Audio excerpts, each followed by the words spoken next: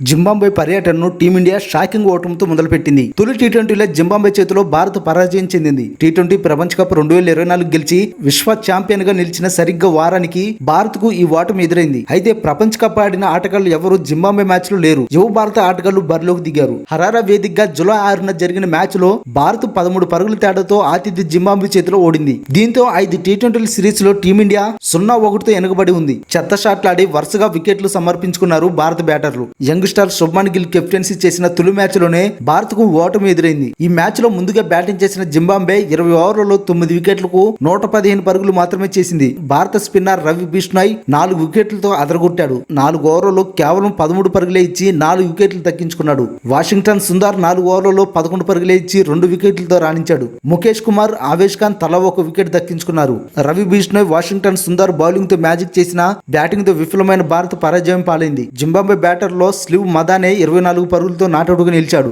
Diyan Myers 23 పరుగులు, ఎస్లీ మదేవేరే 21 పరుగులతో రాణించారు. కెప్టెన్ సికందర్ రాజా 13 పరుగులు చేసి పర్వాలేదనిపించాడు. బ్యాటింగ్ లో అంతగా మెప్పించని జింబాబ్వే బౌలింగ్ తో సత్తా చాటి భారత్ ను ఓడించింది. స్వల్ప లక్ష్య ఛేదంలో భారత్ 19.5 ఓవర్లలో 102 పరుగులకే ఆలౌట్ అయింది. అరంగేట్రం చేసిన యువ ఆటగాడు అభిషేక్ శర్మ డక్అవుట్ గా నిలిచాడు. రుతురాజ్ గైక్వాడ్ 7 పరుగులు, రియాన్ పరాగ్ 2 పరుగులతో త్వరగా అవుట్ అయ్యారు. రింకు సింగ్ కూడా అనవసరమైన షాట్ కి వెళ్లి గోల్డెన్ డక్అవుట్ అయ్యాడు. మరోవైపు కెప్టెన్ శుభ్మన్ గిల్ 31 పరుగులతో రాణించాడు. ధ్రువ్ జురేల్ కూడా 6 పరుగులు చేసి ఫెవిలియన్ చేరాడు. ఒక ఎండులో పోరాడుతున్న శుభ్మన్ గిల్ 11వ ఓవర్లో అవుట్ అయ్యాడు. జింబాబ్వే కెప్టెన్ రాజా అతడిని బౌల్ చేశాడు. దీంతో 10.2 ఓవర్లలో 47 పరుగులకే 6 వికెట్లు కోల్పోయింది భారత్. వాషింగ్టన్ సుందర్ 27 పరుగులతో పోరాడినా గెలిపించలేకపోయాడు. చివరి ఓవర్లో అతడు అవుట్ అయ్యాడు. ఆవేష్ ఖాన్ 16 పరుగులు చేసి కాసేపు పోరాడాడు. వాషింగ్టన్ సుందర్, ఆవేష్ ఖాన్ ఆడుతున్న ఓ తరుణంలో భారత్ కు గెలుపు ఆశలు చిగురించాయి. అయితే 16వ ఓవర్లో ఆవేష్ ఖాన్ ను రాజా బౌల్డ్ చేశాడు. ముఖేష్ కుమార్ కూడా డక్అవుట్ అయ్యాడు.